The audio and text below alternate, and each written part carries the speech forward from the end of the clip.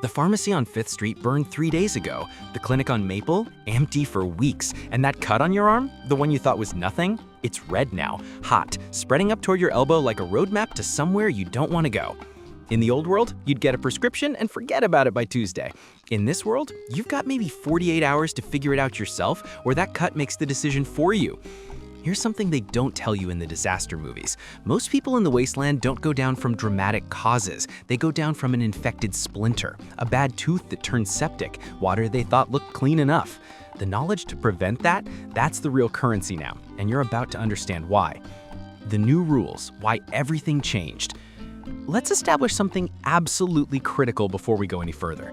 Everything in this guide exists as a thought experiment for one scenario only: complete societal collapse.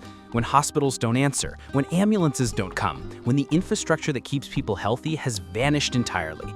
This is not advice for your everyday life. This is not some internet personality telling you to avoid doctors and trust alternative methods.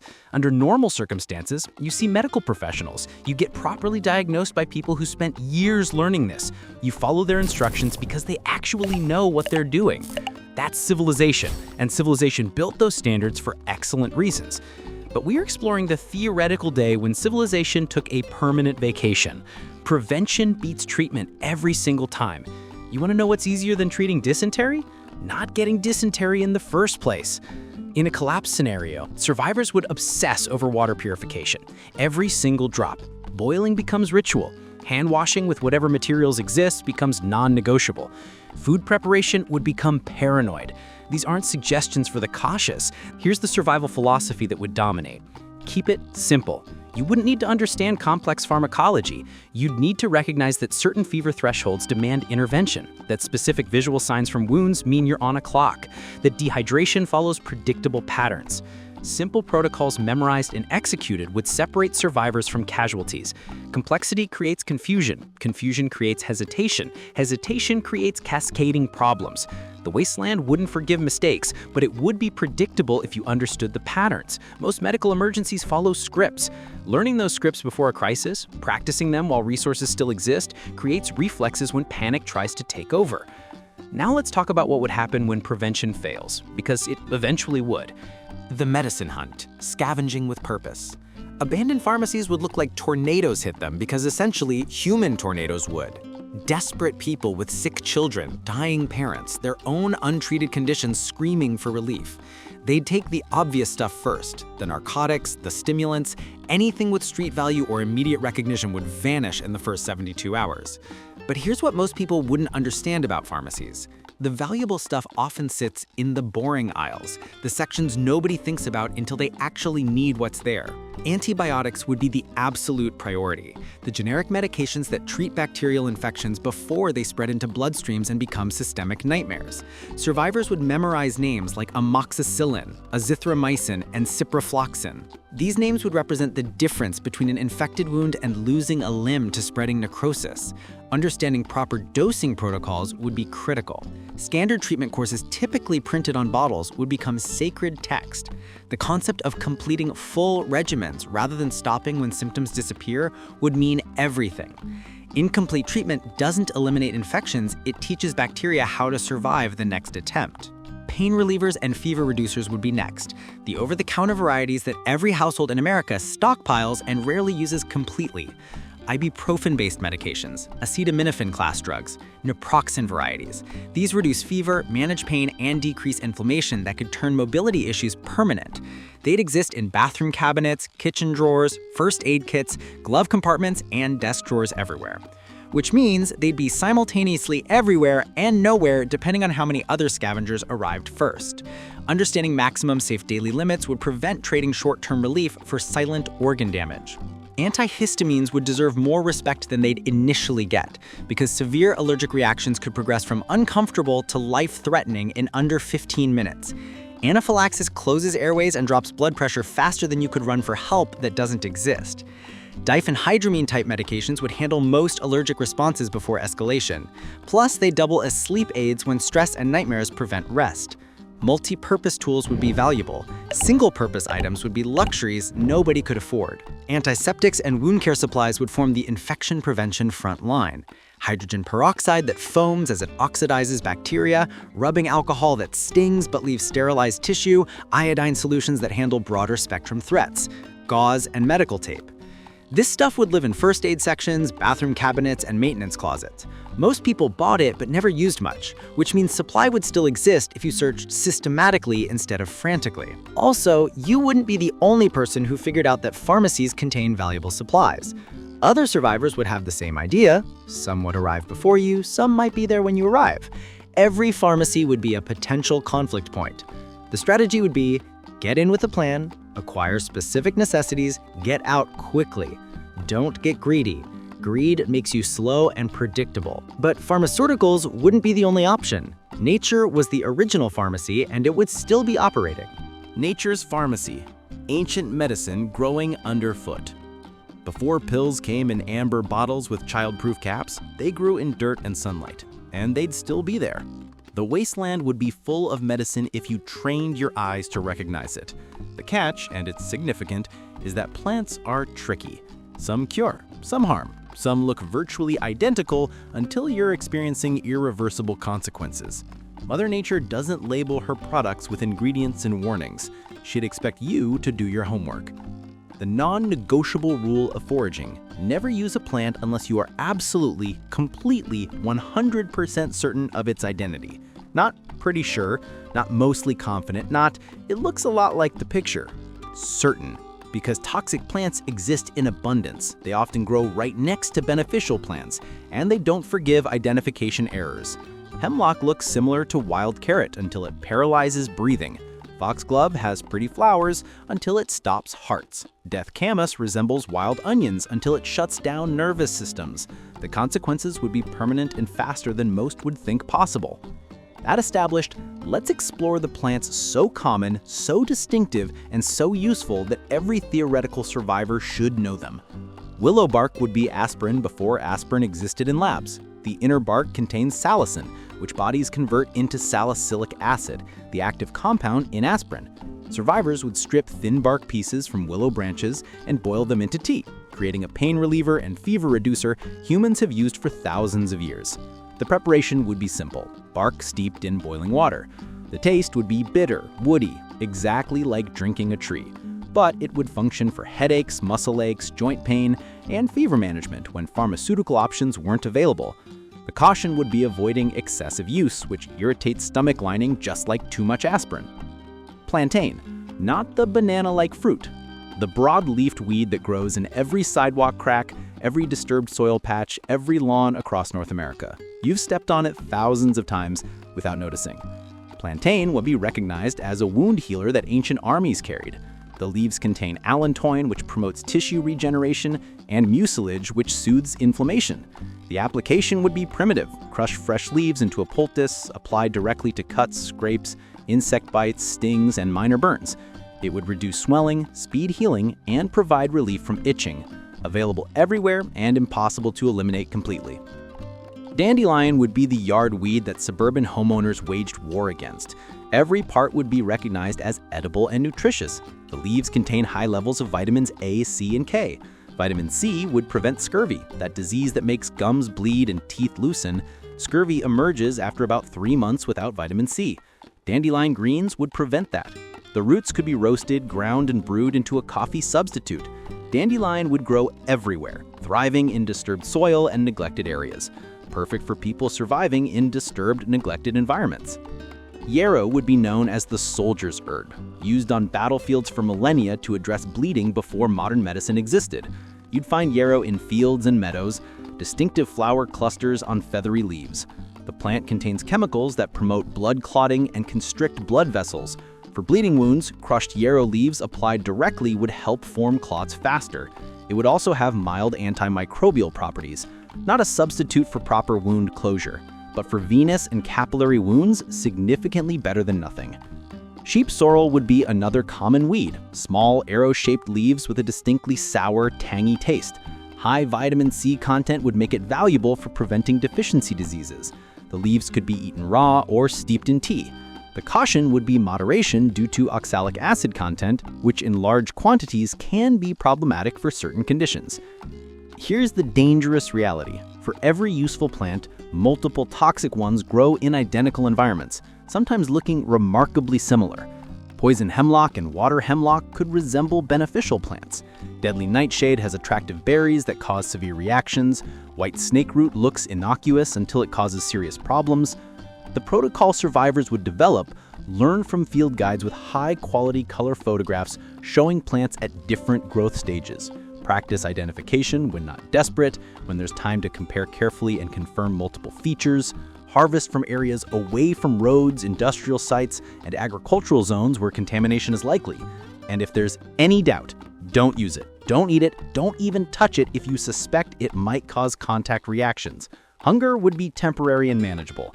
Poisoning would be permanent and severe. Natural medicine would also lack standardization. That willow bark tea's strength would depend on tree species, season, which bark part was used, how long it's steeped, and uncontrollable factors. Pharmaceutical companies spend billions ensuring every pill contains exactly the measured dose. Mother Nature wouldn't care about quality control standards. So when using plant medicine, survivors would start with smaller amounts, observe body responses, then adjust based on actual effects rather than assumptions. Slower, less precise, but substantially better than having nothing. Storage would matter for foraged medicine. Plants would need preservation. Survivors would dry plants thoroughly in warm, dark, well-ventilated spaces. Direct sunlight degrades medicinal compounds. Once completely dry, storage would be in sealed containers, away from light, heat, and moisture. Everything would be clearly labeled with name and date, because months later, when stressed and tired and needing something specific, nobody would remember which unmarked jar contains which plant.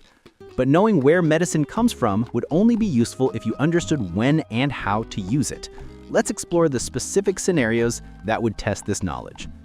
Fever, reading your body's warning system.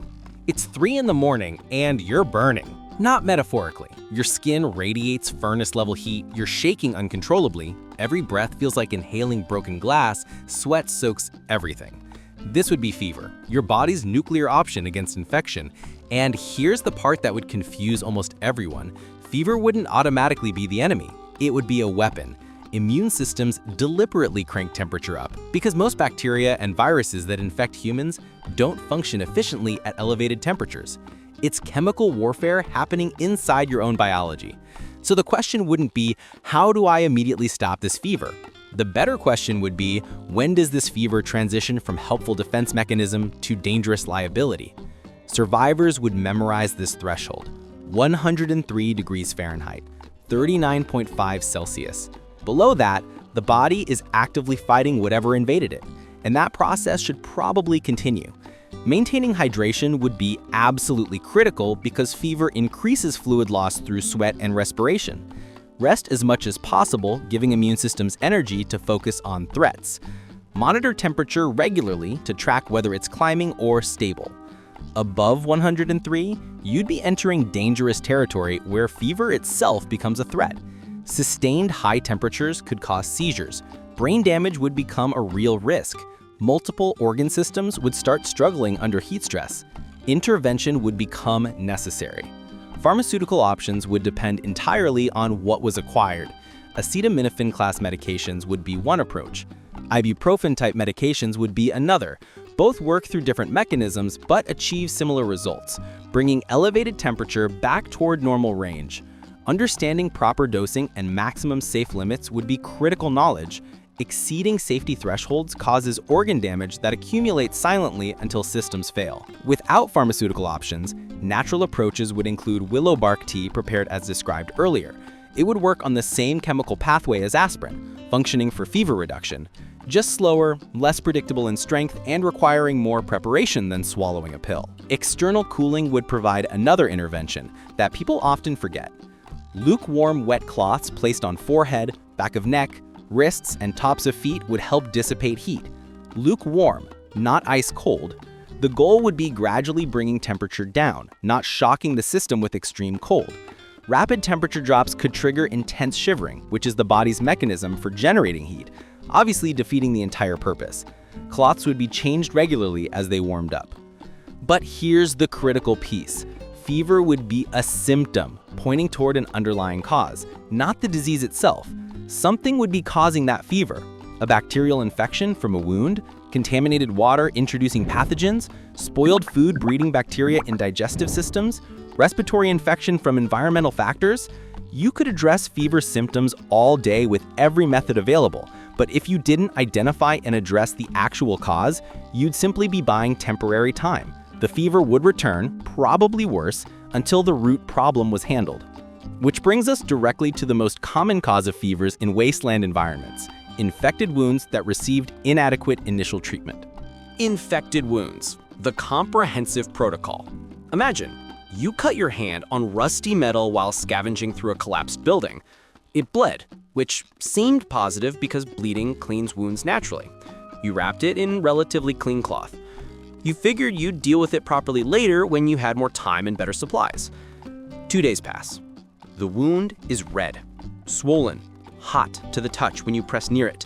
There's cloudy discharge. The redness is spreading outward from the wound site in finger-like streaks moving up your arm. Those red streaks would be lymphangitis, the infection using lymphatic vessels as highways to spread toward bloodstream. You'd have maybe 48 hours, possibly less, before this goes from localized infection to systemic sepsis. And sepsis without modern intensive care? Survival odds would drop dramatically. So, let's rewind and explore how this would be handled correctly from the beginning. First step, happening immediately after injury. Clean the wound thoroughly. Not later, now, while it's fresh. Clean water would be used, ideally boiled and cooled, but tap water if that's all available. Soap, if any exists.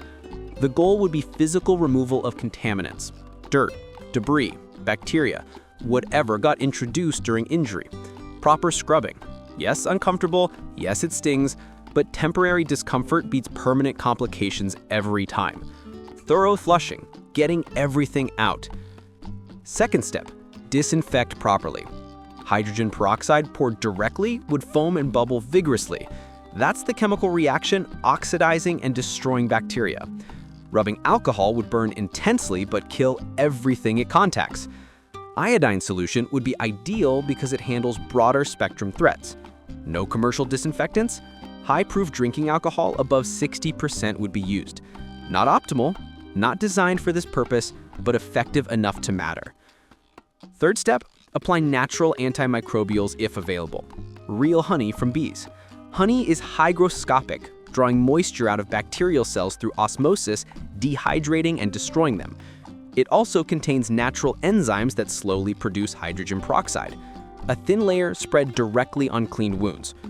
Alternatively, poultices of crushed yarrow or plantain leaves would provide both mechanical protection and mild antimicrobial properties. Something would be substantially better than nothing. Fourth step, bandage appropriately with the cleanest material available. Sterile gauze if it exists, clean cloth if not. The bandage would serve multiple purposes: keeping dirt out, keeping wounds moist enough to heal properly, keeping antimicrobials in contact with tissue, changing bandages at least daily. Every change would involve careful inspection for signs of infection developing: increased redness, swelling, heat, discharge, foul odor, red streaks, fever. If despite proper initial treatment, the infection clearly progressed, pharmaceutical intervention would become non-negotiable before it spread further. Antibiotics would be essential. For skin and soft tissue infections, amoxicillin-type medications would typically be first-line choices. Understanding standard treatment protocols would be critical. The concept of completing full regimens rather than stopping when symptoms disappeared would be understood as essential. Every bacterium must be eliminated because survivors become resistant. Alternative antibiotic options would exist with different coverage patterns. Azithromycin-class medications would use different mechanisms and schedules. Fluoroquinolone-type antibiotics would have their own protocols. Following instructions precisely wouldn't be suggestions. They'd be protocols developed through extensive research about what actually eliminates infections. But what if there were no antibiotics? No pharmaceutical options at all? Then survival would rely entirely on aggressive wound care and hoping immune systems were strong enough to win the fight. Increasing frequency of cleaning and disinfecting, changing bandages multiple times daily, using honey liberally, keeping affected limbs elevated to reduce swelling, staying hydrated and resting as much as possible to give immune systems maximum resources. The overarching lesson: treat every wound like it's actively trying to end you. Because in the wasteland, with compromised hygiene and limited treatment options, it absolutely would be. But wounds wouldn't be the only ways bodies could betray you. Let's explore what would happen when digestive systems stage a revolt. Dysentery, the silent threat. The water looked perfectly clean, crystal clear, no visible particles, no obvious smell. You were thirsty after a long day of scavenging. You drank deeply. 6 hours later, you'd be experiencing what could only be described as intestinal warfare. Severe diarrhea, painful cramping, maybe vomiting, possibly fever. Could be bacterial contamination, could be viral infection, could be parasites. From a treatment perspective, it wouldn't matter initially. What would matter is this single fact. Diarrhea would end more people in survival situations than almost anything else. Not because it's directly lethal in itself, because it dehydrates with terrifying speed. And dehydration systematically shuts down organs one by one until something critical fails. Bodies are approximately 60% water. Various systems require specific hydration levels to function. Lose 10% of body water and you're in serious trouble. Cognitive function declines, physical coordination deteriorates. Lose 15% and you're approaching thresholds where organs start failing. Severe diarrhea could drop hydration levels catastrophically fast, sometimes losing liters in just hours. The protocol would be completely non-negotiable: oral rehydration therapy. This World Health Organization protocol has saved millions of lives across developing countries. The precise recipe: 1 liter of clean water, 6 level teaspoons of sugar, half a level teaspoon of salt, mixed thoroughly until everything dissolves, consumed steadily. The sugar and salt would be absolutely not optional. They'd serve a critical purpose, helping intestinal cells absorb water. Without them, water would pass straight through digestive systems without being absorbed, and dehydration would continue no matter how much was consumed. This is called osmotic balance, and it would be the difference between effective rehydration and futile water consumption. Batches would be made as needed, constant sipping throughout the day, matching or exceeding what's being lost. Urine color would be the hydration indicator. Pale yellow means adequate hydration. Dark yellow or amber means falling behind. Brown means serious trouble. No urination at all means crisis and kidney failure. The overwhelming instinct would be to stop diarrhea immediately, to plug the dam. Antidiarrheal medications would exist for this purpose. They slow intestinal motility dramatically, and they work. They stop diarrhea effectively. But here's the critical understanding that could save lives. If diarrhea is caused by bacterial infection, stopping it could trap those bacteria inside intestines. Bodies would be trying to expel invaders as fast as possible. That's what diarrhea would be: a biological emergency evacuation. Stopping all exits would mean bacteria continue multiplying in guts, producing more toxins, causing more damage, while being prevented from leaving. This is called osmotic balance, and it would be the difference between effective rehydration and futile water consumption. Antidiarrheal medications would be used cautiously and intelligently. Fever alongside diarrhea would suggest infection. Blood and stool would indicate intestinal damage likely from bacteria. Severe abdominal pain beyond normal cramping would suggest something more serious. In these cases, focus would be exclusively on rehydration and letting the body's expulsion process continue. Antidiarrheal medication would only be used for clear viral causes or when symptoms must be temporarily stopped for specific reasons. If bacterial dysentery was strongly suspected and antibiotics were available, fluoroquinolone-class medications would typically be effective against common causes. Understanding proper treatment courses would be essential. Prevention would remain infinitely easier than treatment. Boiling every drop of water, full minutes at rolling boil, longer at significant altitude, using water purification tablets if available, washing hands meticulously before eating and after bathroom use, using soap if available, wood ash creating lye which kills bacteria, sand providing physical scrubbing, cooking all food thoroughly, not eating raw vegetables unless washed in purified water, not drinking from streams, ponds, or rivers without treatment, regardless of how pristine they look. These rules would sound tediously obvious, but days into the wasteland, when exhausted and starving, and stream water looks incredibly clean and inviting, the temptation to skip steps would be intense, to take shortcuts, to convince yourself it's probably fine. But diarrhea wouldn't care how tired you are or how reasonable justifications sound. Digestive systems weren't optional equipment. Protecting them would be survival priority. Final knowledge, the only tool that never breaks. You could stockpile antibiotics. You could memorize every edible plant in your region. You could practice wound care until hands don't shake. But here's the truth that would separate survivors from casualties. Supplies run out. Pills expire. Bandages get used. The only resource that never depletes is knowledge, properly learned and regularly practiced. Reference materials would be critical. Where There Is No Doctor is specifically designed for areas without medical access. Learning basic anatomy, practicing skills before they're needed, building comprehensive first aid kits with antibiotics, pain relievers, antihistamines, antiseptics, and wound care supplies, storing everything properly in waterproof containers, checking annually and replacing expired items. Most importantly, this exploration is not a substitute for medical professionals. In functioning society, use them. This knowledge exists as theoretical preparation for when those options don't exist. For when you're alone, injured, and out of choices. The wasteland would only care whether you knew enough to handle the next crisis. You have the theoretical knowledge now, the concepts, the understanding, because when catastrophe hits, it hits fast, and the ones who would make it through are the ones who knew what to do when everything else failed.